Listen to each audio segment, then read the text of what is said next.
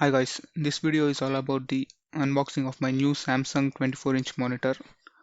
To be frank, this is my first monitor I bought, and before buying this, me and my friends did so much research about the monitors and watched so many YouTube videos.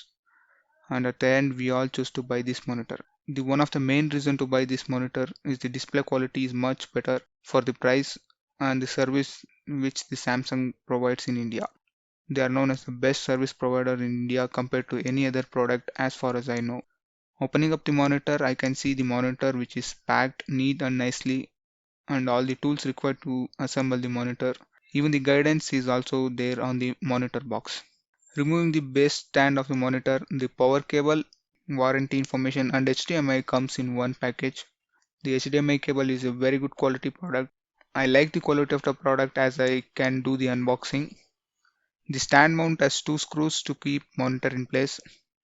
It is so much better to assemble the monitor this way. We can just assemble the monitor easily by attaching two screws at the base. After attaching all the base and the mount, it is better to check once again the screws are in proper place, and this is how the monitor assembled. This is the moment of truth. Actually, on camera we cannot notice much difference between the monitor screen and the laptop screen, but for the naked eye, I can make a clear difference between the monitor screen and the laptop screen. This monitor screen is like more than 5 times better than my laptop screen. But while I was editing this video, on camera I couldn't make any difference. There are some settings that we can adjust the screen brightness and RGB color effect and sharpness, etc. But for my particular usage, 250 nits of brightness is enough.